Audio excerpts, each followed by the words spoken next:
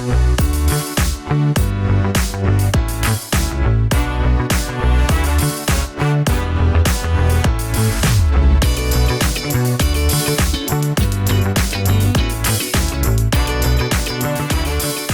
to the Hoof Fang podcast. I'm Kirt Graves. And I'm Maz Maddox. How's your week going?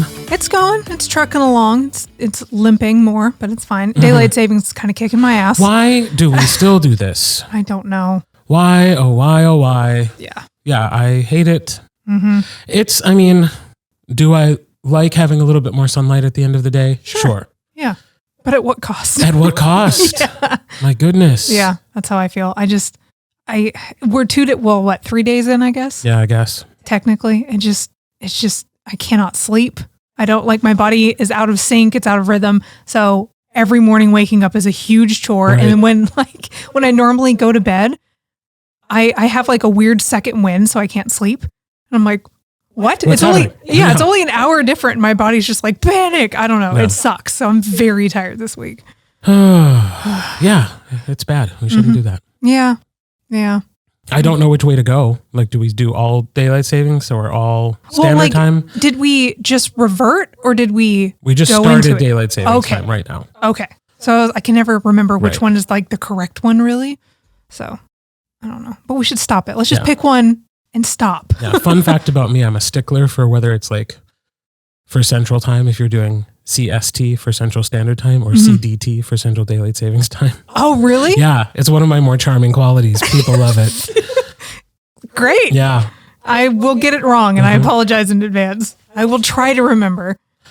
Or just be safe and don't use it. Don't. Yeah, or just just say CT. Central. Yeah. But yeah, I like to latch onto that if it's wrong and be like, is that what you really meant? Yeah. Yeah. And especially around the change, like people will send things and be like, oh, it'll be at this time, CST. And I'm like, really? Because that's after March 10th. Yeah.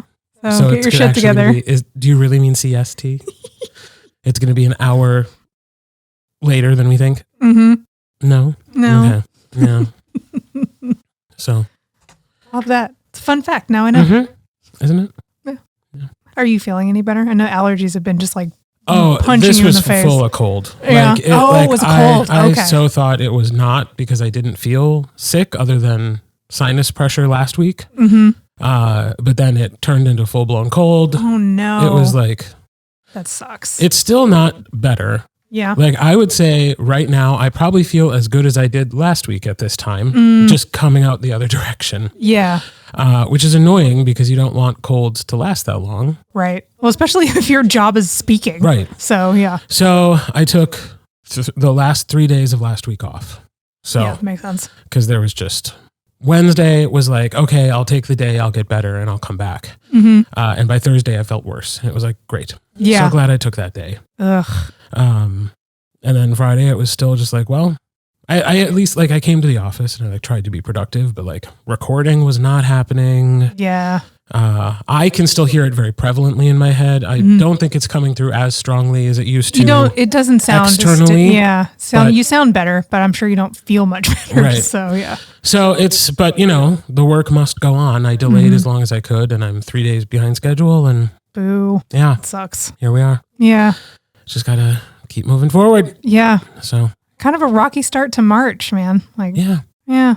Hopefully it gets better. Once everything's done adjusting. I will say we have a trip to New York coming up in April. I would rather get this out of the way now than be sick around that trip. That makes sense.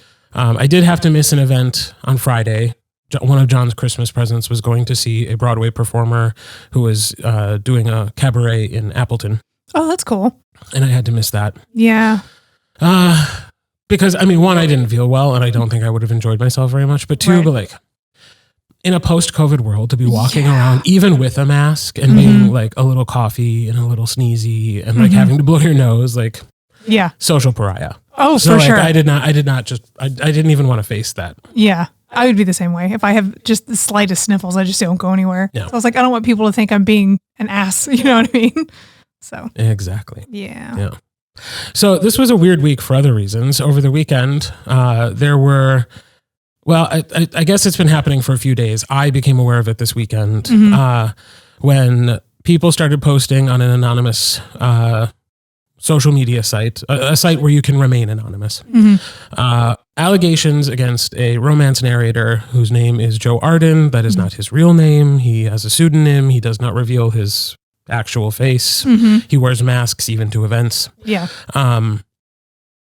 And the allegations are wide ranging. Some of them about professional misconduct, some of them about harassment, some leaning more towards sexual harassment, inappropriate long-term relationships with listeners over online messaging systems. Yeah. We all know the story. Right. You know, we all know how it goes. So they are allegations at this point. I personally believe women when they come forward and they tell these stories. I don't think they have any reason to lie, Right. especially when there are multiple people coming forward. Yep. I think this stage of like anonymously telling your story and seeing if others also have stories is a part of the process we go through to eventually get to substantiated claims that will eventually come out. But until those happen, we're not going to talk about it anymore. Right. I didn't want to not address it Yeah. Yeah. because I don't want it to seem like, oh, we're ignoring these things. Yeah. You know, we're talking about it here in the office. We have our personal thoughts. But, you know, as a podcast, until there's something more substantiated, we will just say that these allegations are out there. Take care of yourselves. Yeah. For sure. Narrators, check yourselves on the relationships you're creating with listeners who might reach out to you. Make sure you're, you know, just do a gut check. Are you being appropriate? Yeah. Are That's a you big one. yielding undue influence with people who consider you a sort of celebrity? Yeah. Yeah. So that's where we're at right now. We didn't want to ignore it, but we also don't really want to. Yeah, we're not going dive to into dedicate the episode to it or anything. No, especially so. because we have such a lovely interview this week. Yeah, we And I was really like, do. I don't want to talk about all Yeah. that nonsense and then like throw to an interview. yeah, exactly. For sure. Maybe we'll end up doing a very special episode someday. Yeah, yeah. If we just feel like being angry for like an hour and just ranting about stuff. And I do feel Yeah. like that. But again, that's a personal response. This Right. is, I mean, we are a professional podcast. We have to treat it in such a way because, For you know, sure. some people pay us money to enjoy the content we create. And Yeah. so we're going to be responsible about that. Exactly. So, moving on. Yes. It's March. Mm-hmm. You know what happens in March? Allergies. March Madness, baby. Obviously, we are both very familiar with sports and sport things. Yeah, sports balls are my favorite. Yep, amazing. So, in the spirit of March Madness, we are doing a mystery March Madness bracket about which you have been told nothing. Nothing. But we're going to do it together. Okay. So, are you ready to hear what this bracket is all about? I would love that. All right. So, the producers of RuPaul's Drag Race have decided that they're going to produce a series of romance novels. Really? And they've reached out to Maz Maddox to write one. Okay. And so you have to choose one of the many fantastic contestants that have been on RuPaul's Drag Race Okay. to write a romance novel about. Holy shit. Okay. So our March Madness bracket is, of the 32 drag queens that I have placed on this list, who would make the best romantic lead? Oh my God. Okay. They will go head to head in battles to decide who is the best romantic protagonist. And by the end, we will have made a final choice. Okay. So, all right, ready?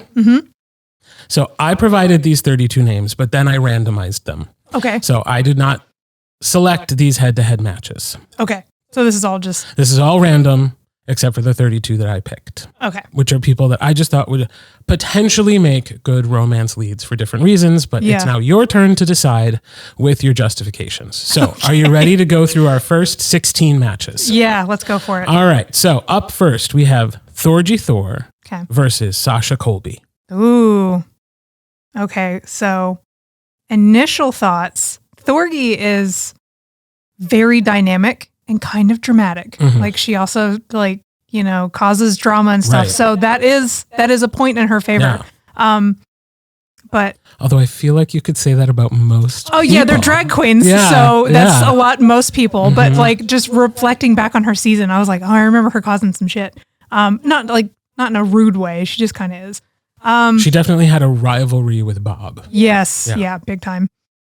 But man, I am such a fan of Sasha. So I'm trying to think, am I thinking, okay, Sasha because I like her so much, or would she actually be like a good romantic lead? I got to think about it. You can't think about it for too long. Yeah, I know, because we got to. It's okay to have a gut check. You're the one writing the book. Yeah, I know. You know, I think I'm just gonna go with Sasha just because I really like her. All right. So I'll go with Sasha. So like she's kind of goofy, so I think I lean into that. Like she doesn't take herself very seriously, and I think that would be kind of fun. True. In a romance. Next matchup. Okay. Denali versus Lady Camden. I'm gonna say Lady Camden. Wow, that was fast. That was fast. Like Lady Camden is just such a dynamic personality. Mm-hmm. She's just like overflowing with personality and talent, and just would absolutely like whoever's next to her, she can feed off of. Sure. So can I play devil's advocate? Yes. Denali is such a cute boy. He is. Out of drag. Yeah. So cute. 100%. Definitely like romance cover novel. Like model worthy. 100%. But pure on personality, Lady Camden. Lady Camden is also a very good looking boy. Yeah. Very British. Very British looking. Yes. Oh my God. All the angles that go into it. Yeah. Yeah. Yeah. All right. Next up, Ben de la Creme versus Katya. This is such a rude match. I didn't do it. I know it's not your fault, but oh my God, this is so not fair to knock one of these out this early, because Ben de la Creme is, oh my God, so talented and very, very funny, but Katya is just a chaos gremlin. Mm-hmm. So I'll probably go with Katya. Katya it is. Yep. Also, in real life, Katya, I believe, is still single, whereas Ben de la Creme is married. That's true. So it might have been harder to write a romance novel about that. Yeah. Well, we can make it a poly. Maybe they're, that's found true. Somebody. That's absolutely true. Hey, look at your author brain already. Oh, yeah, working, for sure. I can make things working work. This out. Yeah. Next up, Trixie Mattel versus Mo Hart. Oh, I got to remember myself who Mo Hart is. You don't remember Monique Hart? Oh, my God. Yes. I think. Come on, America. I know. Oh shit. Okay, that's tricky. Mm-hmm. I love Trixie, obviously. Right. But I think Mo would have a little bit more like, I don't know, drama going into it. I think and pizzazz. Yeah, sass and pizzazz for sure. I think Trixie would just be like, I don't have time for this. Like, no, I'm not doing it. Fair enough. Mo Hart wins. Yeah. Next matchup, Shea Coulee versus Jan Sport. Also just known as Jan on the TV show because they couldn't use her full name.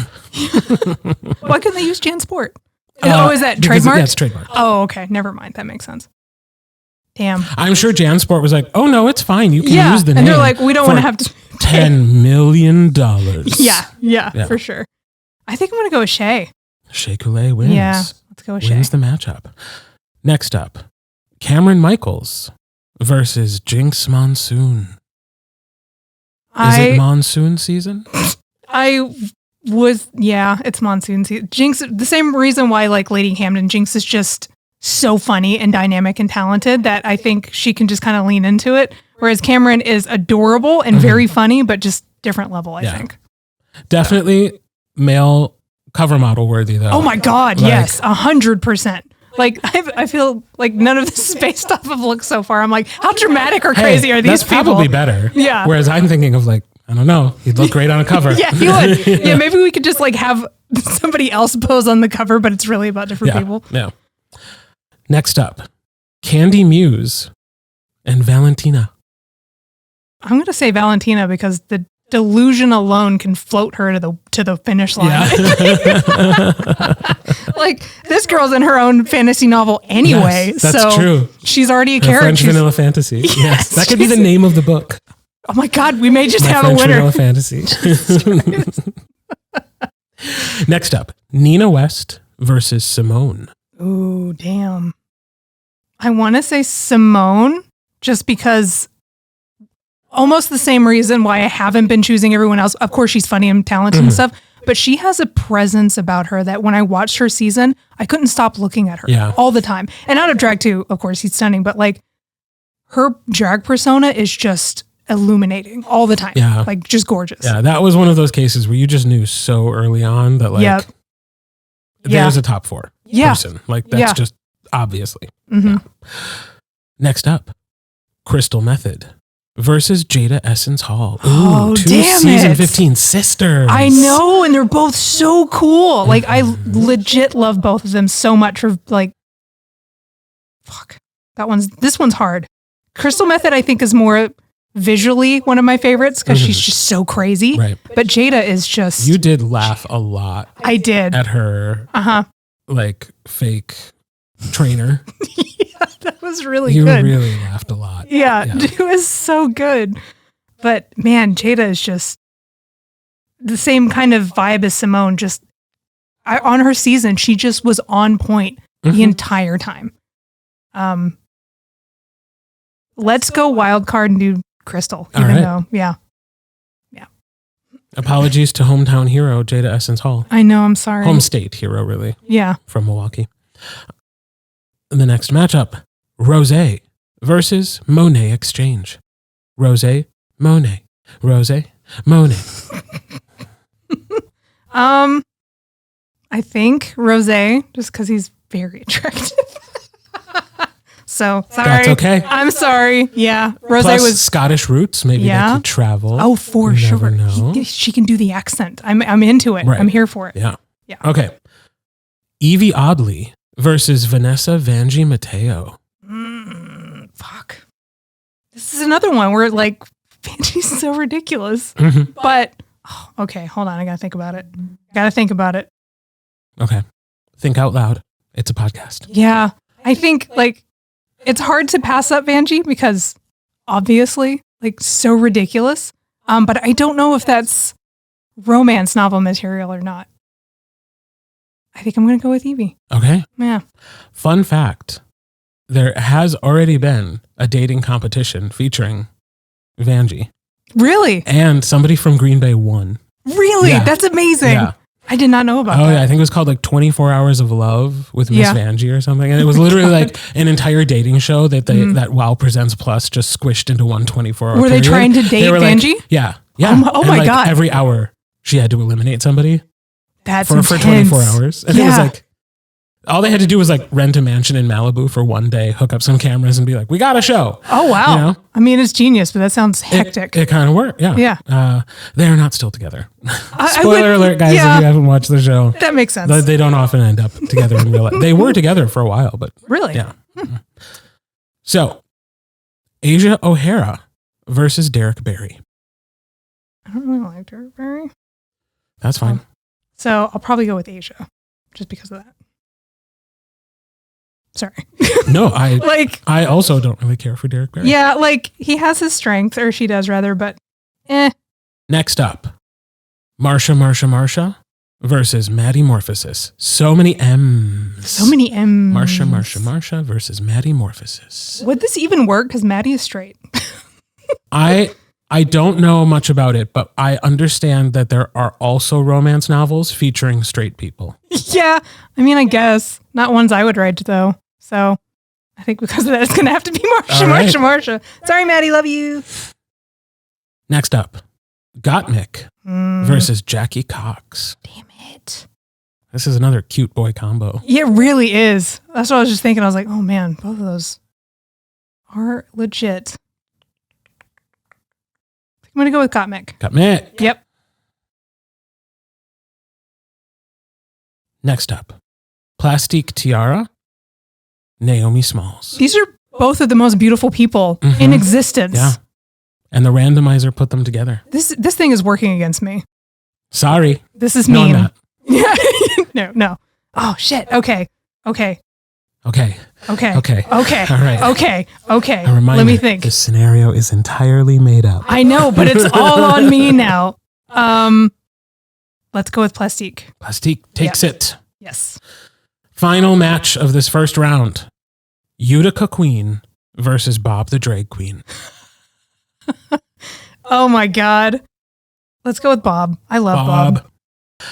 All right. Ooh. So we made it to our first round. We're down to our Sweet 16. How are we feeling? We're good. I'm confident. Okay. I feel good with my choices. All right. The next round's going to be even tougher because these are like, we're getting there. Okay. Here we go. Okay. All right. Sweet 16.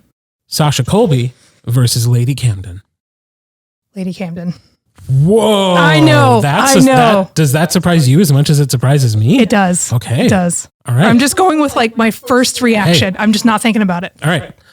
Katya versus Mohart. Katya. Katya advances. Shea Coulee versus Jinx Monsoon. Jinx. Jinx advances. Valentina versus Simone. Simone. Crystal Method versus Rosé. Let's go Rosé. Rosé all day. Evie Oddly versus Asia O'Hara. Evie. All right. Marsha versus Gottmik. Gottmik advances. And finally, Plastique Tiara, Bob the Drag Queen. Damn it. Let's go Bob. Bob. Yep. All right. Elite Eight. Okay. Back to the top. Yes. Lady Camden versus Katya. Let's go with Katya. Okay. Early favorite knocked out. Yeah. It's tough. It's tough. You gotta be tough with these people. I know. This is sports. Jinx Monsoon versus Simone. Let's go Jinx. Jinx. Rosé versus Evie Oddly. Let's stick with Rosé. Hard to beat. He's so handsome. Okay. Gottmik versus Bob the Drag Queen. Oh my God. Bob. Okay. I'm really glad you said that. Yeah. Because otherwise I was going to point out that you knocked out all the queens of color. I was going to make a thing of it. Okay, well, now I'm cognizant of No. Now, because now we're really getting down to it. Yeah. Now this is the final four. Katya versus Jinx. A white person has to win, so it's okay. Okay. You're making it a thing, dude. Oh my God. Let's go Jinx. Jinx advances. Rosé versus Bob. I want to go with Rosé. Rosé it is.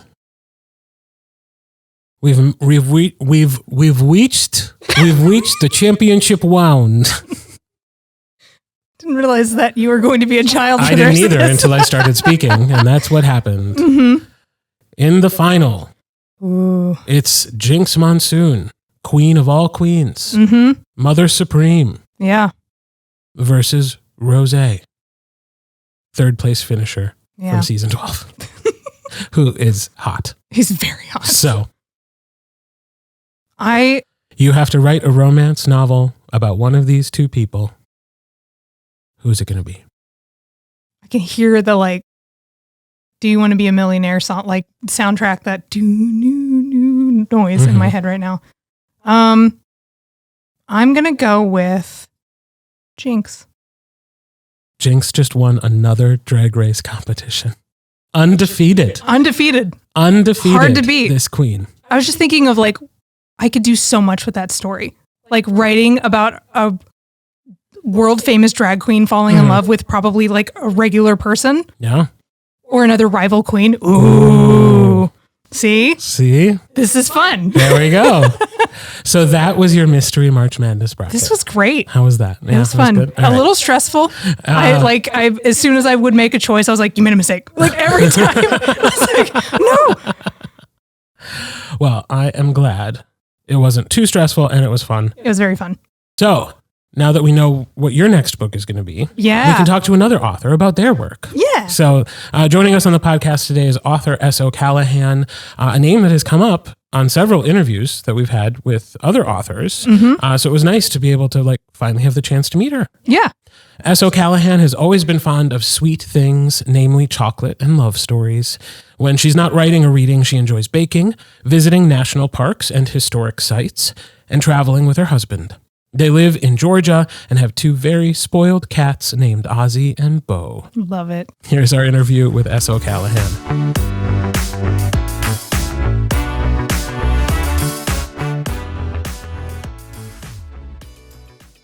Welcome to the podcast, author S.O. Callahan. Hello. Hello. Thank you guys for having me. Oh, we're so happy to have you. Yeah. Thank you for agreeing to come and chat with us. brightening up our Tuesday afternoon. So, I mean, you have been mentioned on the podcast before. Yeah. Because Sarah Wallace co-wrote a book with you and had glowing praise for you. And we've had, I think, at least one other author say they read your books and really liked. Yeah, you were like an inspiration Tess for Carletta, them. I think, was like Fella Enchanted was like my jam. Yeah. So, Yeah, you've been hyped up quite a bit Yeah, before so- we even made it here. I hope you're ready to live up to all of that. I know. I hope I live up to the hype. But all of that being said, we really don't know you. Like, this is our first chance to get to meet you. So can you tell us a little bit more about where you come from and your author journey? Yeah, so my first book that I published, Fell Enchanted, actually just turned 2 on Valentine's Day.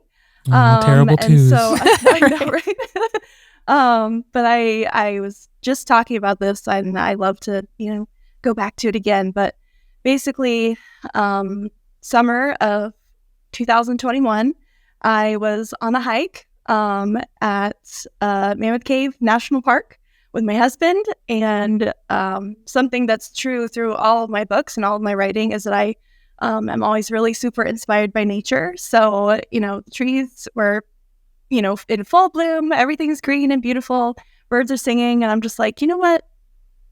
I think I need to write a book. I have always loved writing. I've always loved reading. I worked in education for a decade, so just surrounding myself with books all the time.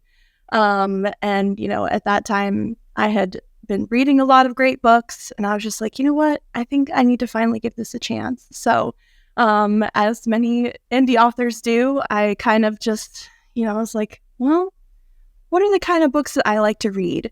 And so I combined a lot of my favorite things. Again, nature was a huge inspiration, and I've always loved history. I've always loved Ireland. I've always loved horses. I've always loved fairy tales. And so basically I combined all of those things and wrapped them up into my first book, and I've been going ever since. That's awesome. That is awesome. And it's always crazy, like, where inspiration strikes you. Because, like, for me, one of it was, like, I was relocating to Wisconsin. I was in a car for a long time, and I got an idea for a dinosaur romance. I was doing nothing dinosaur related at all. So, like, it's just crazy how you can be, like, walking in the woods and, like, admiring nature and be like, I have an entire story just popped into my head. Like, it's awesome how that works. It really is. My question then, though, and this is because I'm rereading Save the Cat Writes a Novel, just because so much of it flew out of my head since the last time I read that book, and I was like, I gotta go back to that book and remember how story structure works. Like, how do you go from, I finally have the idea and the inspiration, to here are the tools I need to actually create the book? I had no idea what I was doing. It was a complete just passion project. I learned as I went. I guess it was just a leap of faith and kind of, putting the trust in myself that I knew I had a story to tell, that I wanted to tell. And then everything else I just learned along the way, and I'm still learning, and I will forever be learning. Aren't we all? Oh yeah, for sure. Yeah. Right. Being an indie author especially is just, there's always something new to figure out, always new, not necessarily challenges, but sometimes challenges along the way that you have to work through. But, if that's what you want to do, then you make it work. So how did you start? Were you like blank Word document or a Google Doc? Yep. Or are you an outliner? No. Oh no. My first book, it was literally just, I opened the Word document. I'm like, okay, these are all the things I like. Let's go.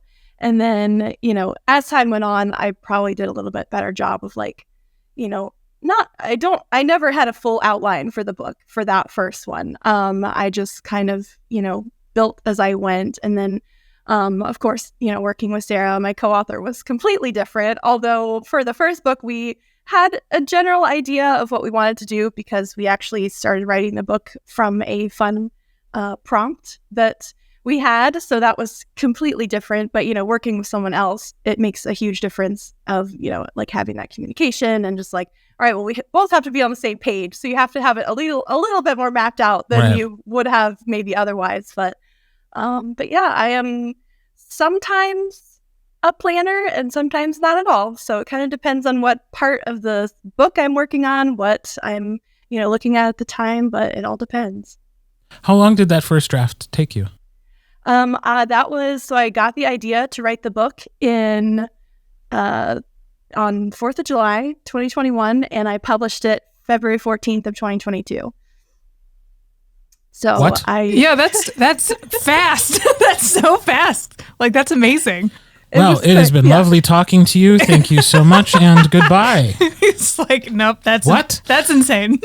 That's so awesome, though. I don't know how it worked either. And the second one took me, it's a sequel to the first one, so it's just a continuation of that first story. But it took me, I think, about the same amount of time, because I hit publish on the first book and I started writing the second one, and the second one came out in October of that same year.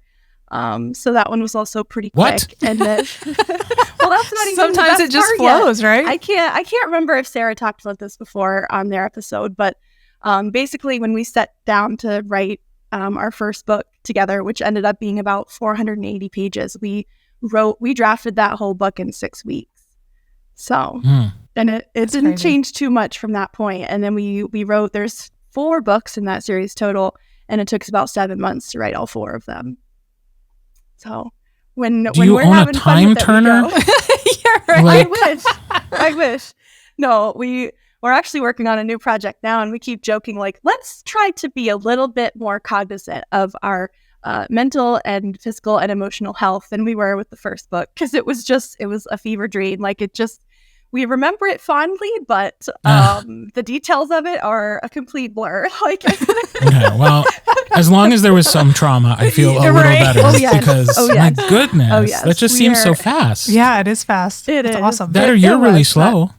I could be that. It could be that too. I also could be like, well, and I've noticed over the past couple of years, like the first 2 or 3 years I was published, I was writing like crazy. Like I would pump out like 4 books a year and I was like on fire. Now I hit like 2, just because I think I've just started just slowing down. I think taking a page from your book, just being like, maybe I should like let my brain breathe a little bit. Like, cause I think when you first start, it's just everything is magical and like the stories are just like popping out of your head. And then after a couple of years, you're just like, I'm tired.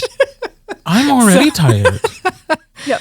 I'm reading a book about writing a book, and I'm already tired. Yeah, I think we just, I don't know, maybe go numb with like, it's like a runner's high, but like a writer's high kind of thing. Like it's just so fun and magical because you haven't like found all those weird little pitfalls in your craft just yet. But then like, as you keep developing your voice, you're like, oh, I need to like take days off, shit like that. So yeah. That's me, though. I don't know. I'm that's fascinated so true. by that. That is. I mean, of course, I know writers who have different speeds. Oh yeah, for sure. I mean, no, it's fast though. I sat down to write my first book in July of 2021, and by early 2022, it's out in the world. Just bam! Holy smokes! Yeah, that's awesome. Like, yeah, I'm mad. I'm upset. We're fighting. We are enemies. I'm sorry. I'm so sorry. So tell us a little bit more about that first book, Fella Enchanted. And I'm especially curious about why you chose the setting you did. I don't know. I love Ireland. I've always loved Ireland. I went there in 2014, and I fell in love with it. It's just absolutely beautiful. And I wanted, again, it goes back to just like things that I loved. And so I was like, well, I think I like this. And I've always loved to me, Ireland has just always felt very like magical and kind of, there's something just special about it. Like it's so green. I was there in December and it's just like, how is it this green here all the time? So there's just little things about it that just. Climate change. Yeah. Right. But yeah, it was so magical that I was like, it felt perfect for this story. So.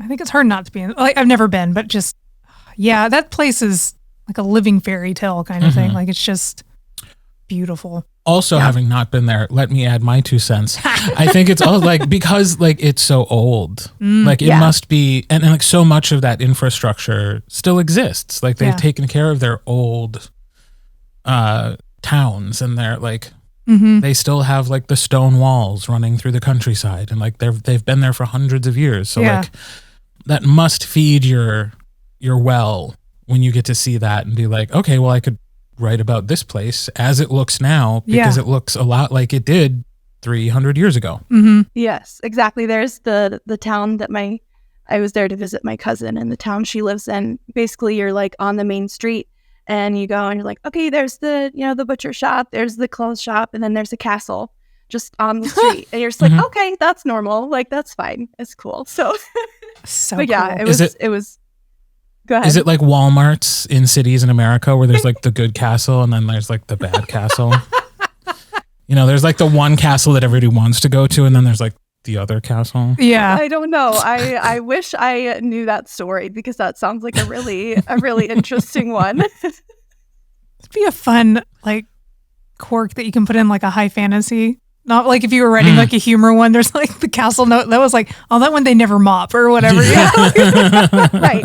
Why is it the unchosen castle? That's what I need to There's know. never a good reason. Yeah. I come from a town of 50,000 people. Yeah. Sheboygan, Wisconsin. There are 2 Walmarts, and for some reason there's a good one and a bad one. And I was like, we don't even need 2. I know, that's crazy. It's like they built a second one so there could be a good one that everybody wanted to go to. I don't like... It's so ridiculous. And I lost my train of thought for what I was going to ask after that. So yeah, castles. Your turn. How do you recover from that? We don't. We just cut it out later. Yeah, fair. So I wanted to ask you, this is like a cozy fantasy with magic and things like that. I wanted to ask about your magic system because that is like my new favorite thing to ask people who write anything adjacent to magic. I'm like, tell me your secrets. I want to get better at it. Like, how does your magic system work?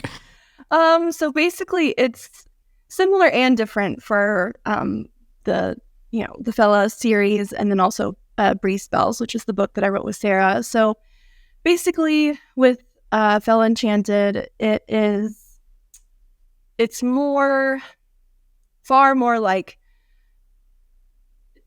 nature magical, I guess you would say, in the sense that the fairies are the ones who have the magic, and it's not really ever kind of explained fully how their magic works. It just kind of is, but it's very much different for each fairy has their own kind of magic that they draw from either the water or the air or the sun or the earth. And it's very much something that affects them when they are using their magic. And I've always loved that, where it kind of is like, okay, I see what your magic is doing, but like, how do you feel when the magic is happening? Like, how does it affect you? And so that actually comes into play more in my second book, where it's just like, how do you feel when your magic is happening? That's what's always kind of fascinated me about it. But the main character, who is a fairy in Fella Enchanted, his magic has to do with water.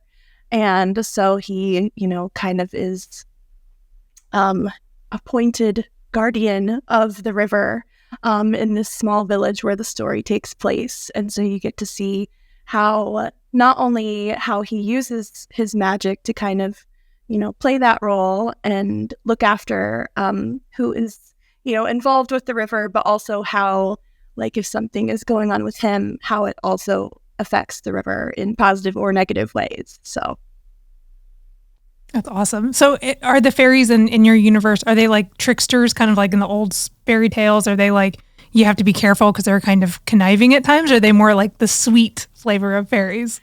I would say that they all have different personalities, but basically the fairies that are mostly followed in the story, they all have been kind of appointed as guardians of different elements of this world that the humans live in, but don't necessarily know that the fairies have such an impact on. And so they work, the fairies work hard to, be on the good side of things. And so they use their magic for good, and they are always kind of, at least they hope that they're using their magic for good, because that kind of is their role that they play in their kind of parallel society to the humans.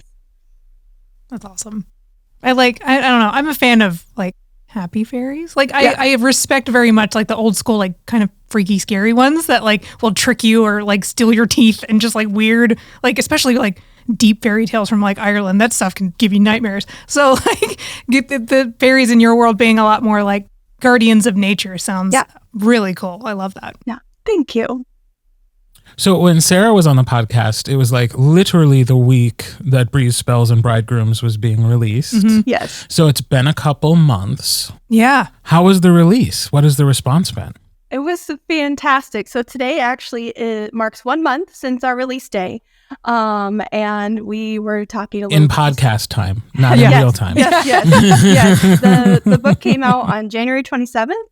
And so it's been a month today, as we're recording since it came out, and it's been wonderful. Both of us have had individual success with our previous books, but this Above and Beyond has been so amazing, and it's broken, benchmarks for both of us in almost every single way that you can. So we're just so grateful for the support that we've had, and I think of a lot of it is just, being able to combine both of our brains and our talents and our skills, not only to create the story, but then like marketing and stuff like that. Because, that's anybody who is an indie author will tell you marketing is one of the most challenging parts. And so to have both of us working, as hard as we would individually to kind of, get our book out there and make Instagram posts and stuff like that to share with everybody I think it's really paid off, but it's also made it to where neither of us ended up burnt out from, trying so hard to market before release day. So. Yeah, that would be a big benefit, is having an extra person being as passionate as you are to like make those posts and like be in Canva all day and like try to come up with just new interesting ways to say like basically the same thing. Like, my book's great, buy it, please. Yeah. Like that's tricky. I also love, did you see on their Instagram, they posed like the book cover? No. Like, it's adorable. So it's them posing as their characters, like on the book cover. It's the cutest thing I've ever seen. I love it. Like, I need to find a co-author so I can do that. That's like new goals for me. It's so cute. Not even going to write a book. You're just going to commission a book cover. Yeah. And we're going to pose. Recreate it. Yeah. And then we'll figure out the rest later. I don't care. It was just so cool. And like I just never seen that before. And I was like, that's such a cute idea as like a marketing tool. And also just showing how immersed into the world you are. Like you are those characters. They're how they would pose and like their faces and attitudes. And it was cool. I liked it a lot. How did you and Sarah split up the work? Are you like every other chapter writers? Yes. Yeah, so and how do you keep it all straight when you're doing that? Yeah. I mean, how do you keep it all gay? I was about to say there's nothing straight about this, Kirt. There's not.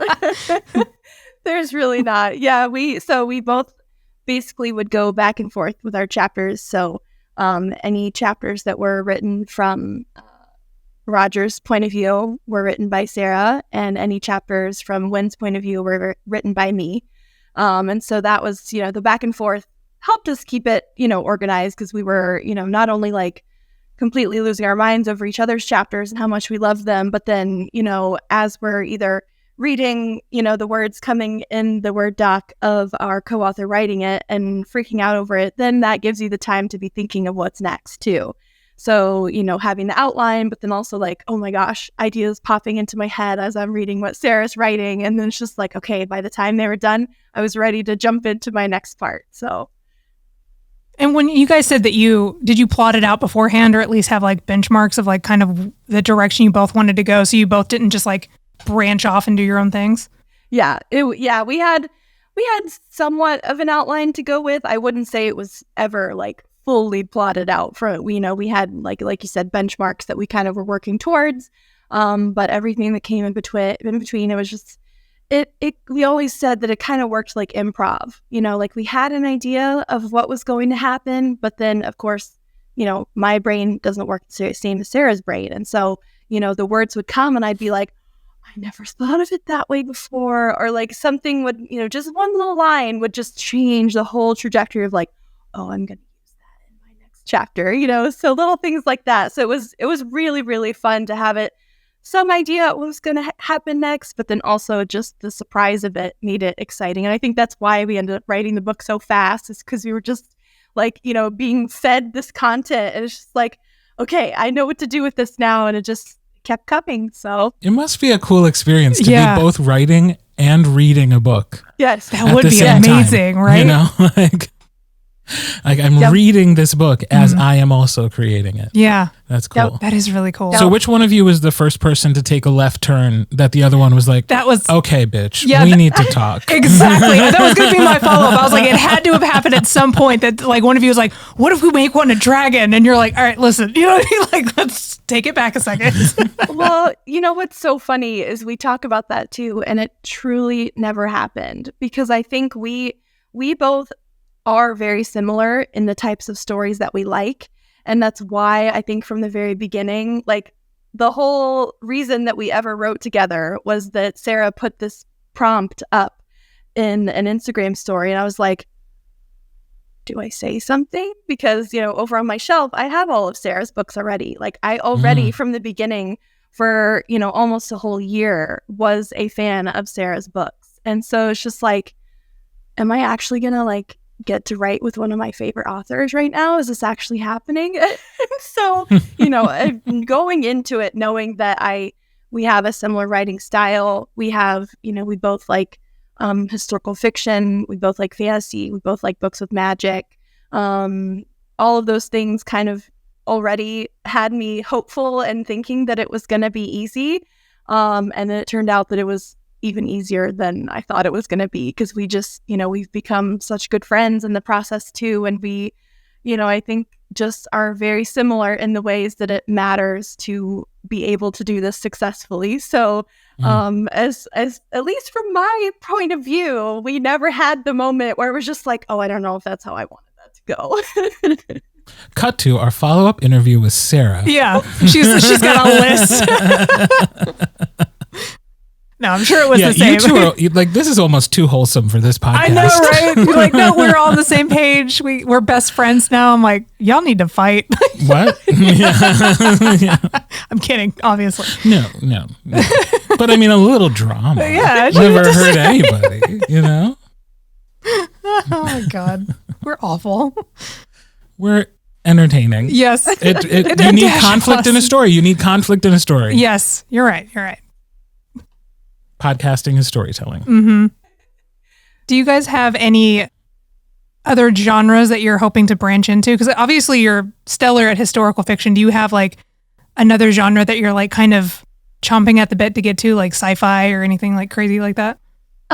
We're constantly adding stories to our list of possibilities. But I think both of us just really enjoy the historical fiction. I've talked about that I have no idea how you write a book where people have cell phones and people, do all these like modern things. And I think too, when I'm reading more like modern stories, sometimes the references that people make, I'm like, I am too old to get all of these like culture references that are so like, in the moment. And I'm like, what? I don't know what you're talking about. And so it just, for me personally, it's like, I don't know if I'm up to, making all of those, pop references and all of those things. So I never say never. But for the time being, I think we're very happy with the historical. Now, that's not to say, Brief Spells, takes place in Regency time period, like 1813, and the Fella books are set in like the 1890s. And so, potentially to do something out of the 1800s, would be fine.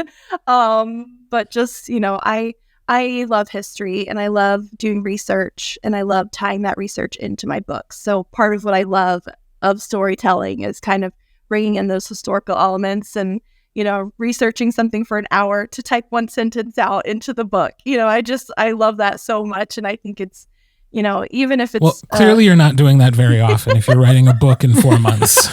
Yeah. Or they I already took an have hour to write a sentence. No, you didn't.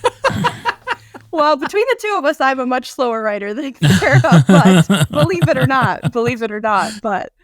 Do you remember anything like really specific that you had to look up that was just just way out there. Like what brings to mind is I remember when I was writing Stallion Ridge, which is a cowboy shifter thing. I had to look up how bathtubs were made back then because I had no idea. And I don't know why that was important when I had fucking centaurs. Like it didn't matter. But I was like, no, I need to know like how bathtubs were made in like the 1800s or whatever. Do you have something like that like sticks in your brain where you're like, oh yeah, I had to look up this like really specific thing for a story that was just really didn't matter?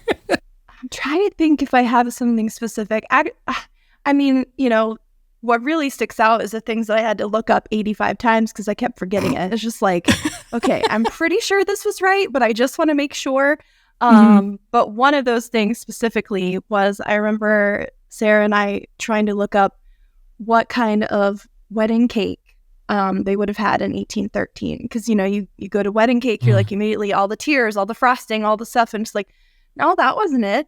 And so I remember finding out that fruitcake soaked in alcohol was the most I was just common, about to say, I bet it was a fruitcake. Really? Well, before processed sugar, that was how you made something taste sweet. Yes. Oh, Was you stuffed it with fruit. oh that's cool. Yeah. Mhm. So we were like, all right, well, I guess we'll stick to the truth and we'll put a fruitcake in there. So there is a fruitcake in Free Spells, and that's how we came upon it. We researched. We're like, okay, I guess this is it. I say it was probably lard and fruit with what grain they could pulverize into flour. And Yep. yeah, very Yep. no makes such sense. thing as frosting. Yeah, makes sense. Huh. I See, know that's what- I know some old timey things, Random things about fruitcakes. mostly about cooking. Was that a dig? No, I think Random that's awesome. things about fruitcakes. No, What are you saying? Oh no. Oh my God. No, I think that's cool. I didn't know that. Goodness. See, look at this. This is what I have to deal with on a daily basis. We bring the drama, Kirt. Yeah, well, it's why we're here. Yeah. What's your favorite dessert? Oh gosh. I don't know if I could pick one. That's another thing that's all, you know, Right answer. sprinkled throughout my books is baked goods and cakes and sweets and all sorts of things. So I think that goes hand in hand with cozy fantasy, though. That to me is one of the big ones that I'm just like, if there's some kind of baked good, immediately it goes into my cozy fantasy category. So There is some truth to that. There's a lot of like really yummy, detailed sweets and foods and stuff when it comes to fantasy. Like it's like a benchmark kind of thing for it. But yeah, I guess for cozy, it's always like sweet stuff. Yeah. Yeah. That's awesome. Nobody ever talks about calories, though. Well, it No. didn't matter back then. You had a lot more to worry about. And there's All like, right. you know what I mean? yeah, You gotta yeah. walk if you're- everywhere. Everything's if trying to you're kill only you. gonna live to 60, why worry about calories? Like that's Right? just, you know. Yeah. I can align with that. All right. I'm down. Yeah. Let's go get a cake. Who are the authors that inspire you? Like, who do you read that you go, ooh, I would love to live in this world? Oh man, there's so many. I mean, my standard answer is always going to be Helen Graves, though, with Prince of the Sorrows. That is probably my most reread book, other than Sarah's books. I absolutely love it. Just the way that they craft their stories, and again, it's a lot of nature, but also they're much, much darker than anything I think I could ever write. And so it's like I kind of find myself in times where it's like I need something that's a little bit more gritty. Just to like even out all of the like sweet stories that I really enjoy. So those are the ones that I go to when I'm just like, I need something that's got some teeth to it. So I really love their books a lot. But I don't know, I read a lot of good books. I am a notorious 5-star giver on the books that I read because I'm here for a good story. You know, that's what it comes down to. So I almost never read a book that I don't enjoy some part of, if not the whole thing. You're the best kind of reader. Like that's amazing. It That's makes it my the policy. most fun. Yeah, as long as you were entertained, Right. like that's kind of how I am too. If I make it to the end of something, 5 stars. Mhm. Yeah.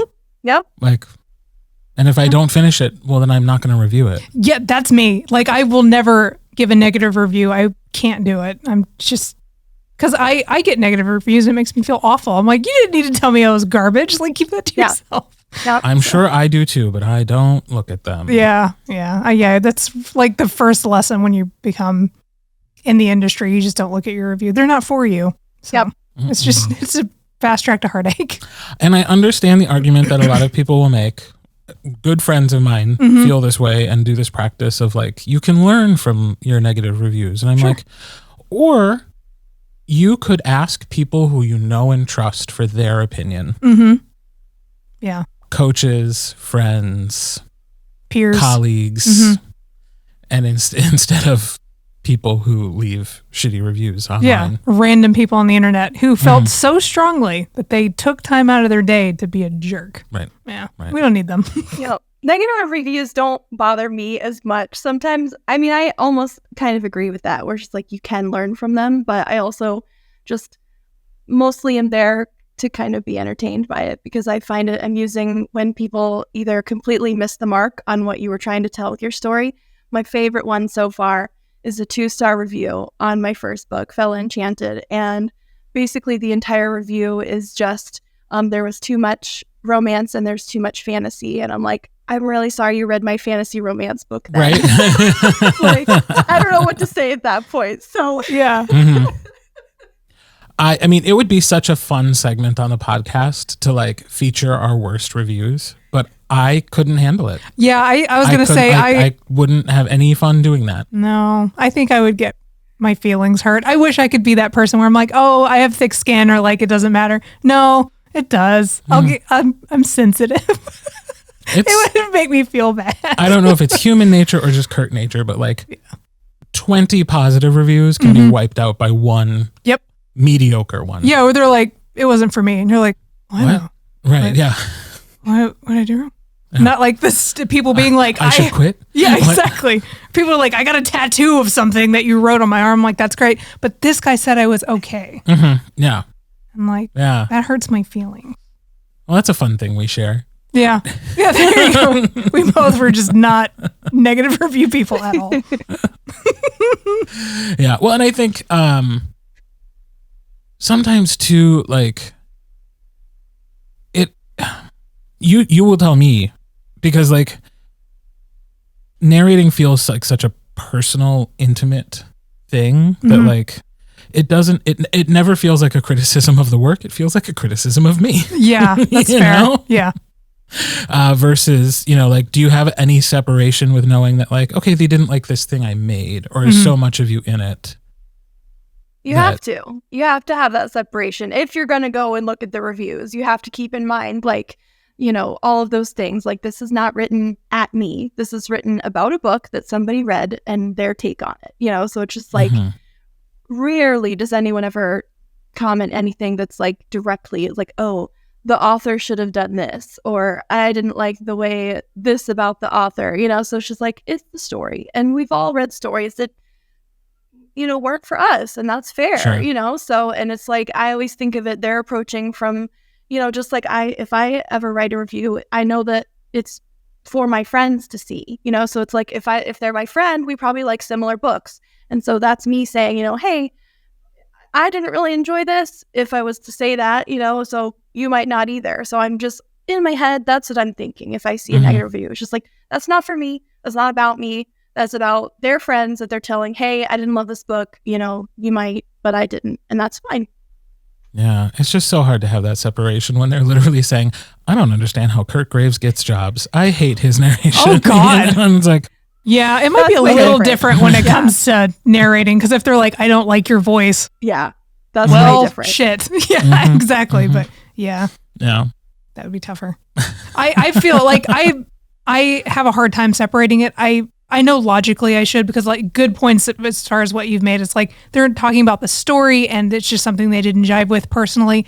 They don't know me. They don't care. But for me, I'm like, those are my characters. Those are my babies. Like this took me months to write. This is so much of myself is in this book. So when they say, I think the only negative review that I read that sticks in my brain that I thought was kind of funny is somebody thought it was unrealistic that these bad guys broke into a museum to steal a fossil. And I was like, one of them turns into a dinosaur and you're fine with that? Right. Like that was your line.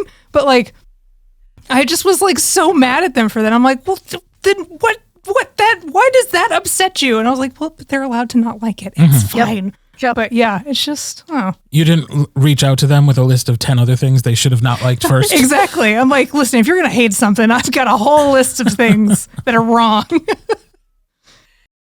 That's why I think I enjoy, reading them so much. It's just like, how was your brain working when you were reading this story that I put out? Like the little tiny things that they pick up on that either they loved or they didn't like or something like that, where it's just, you never know because everyone's different. So a lot of the times the quote unquote negative reviews, I'm just like, that is such an interesting way to take that, and I'll allow it because that's their thoughts on it. So I don't know, if you're gonna be brave and look at those, tough reviews, you just have to keep in mind that they're a whole other person and they are probably not thinking anything along the same lines as you are, even though it's so hard because it is, like you said, it's so close to your heart that you're just like, I want everyone to love it, but if they don't, that's okay too.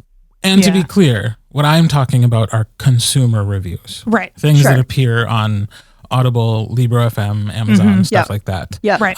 People who review things for magazines or blogs and they are writing a thoughtful critique or review, like those I will read. I'll interact with those.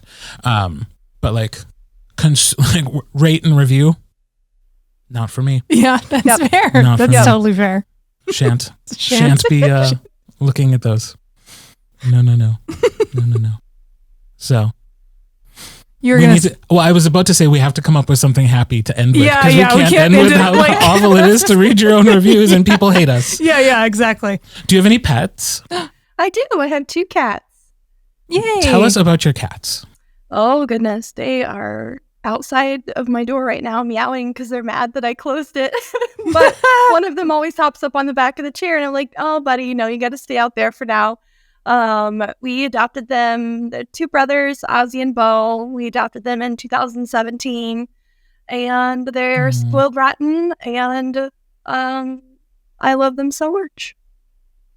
I love that. I also have 2 cats. We adopted them in 2019. So very close in age and they're brothers and they're my babies. Yep. So I feel like, and if I ever have to work from home or do podcast stuff at home, one of them is freaking out. The other one doesn't care, but the other one's like, you're dead in there. I know it. I have to help you. And I'm like, nope, just standing in here.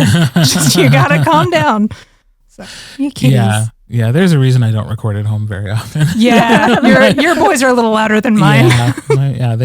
There's not meowing on the other side. Yeah. It's quite violent, the barking that can happen from time to time. Well, especially Bodhi. He's got a manly bark. Sometimes. Yeah. Quite manly. My little boy. Well, that is a much better note to end on. Yeah. So thank you so much for joining us. We so appreciate you coming and chatting with us. And we hope you'll come back when future projects are coming out. Yeah, thank you so much. I'd love to. And maybe sometime Sarah and I can come on together and we can confirm that we have no things to argue about. We just have a great time and that's it.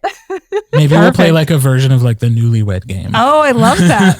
That's cute. That would be fun. We are here for all the fun things. So awesome. All right. Well, thank you again so much, and we will talk again soon. Thank you so much. Bye-bye. Shannon is as delightful as I would have expected based on all the people who said nice things about her before we got to meet her. Yeah, for sure. It was amazing. So Fella Enchanted, Fella Ever After, and Breeze Spells and Bridegrooms are all available right now. So make sure to check those out. And if you are listening to this podcast, well, first of all, thank you. Big time. But if you happen to be listening through Apple Podcasts, subscribing, rating, and reviewing can really help us find even more wonderful listeners. The same is true if you are watching us on YouTube. So go ahead, subscribe, leave a comment, a rating. Help us win the algorithm. Yeah, yes. That's important. Yeah. And as usual, you can follow Hoof Fang on Facebook, Twitter, Instagram, TikTok, and Patreon. So we will be back next week, and we will be joined by author TJ Nichols. Yeah. See you then. Bye.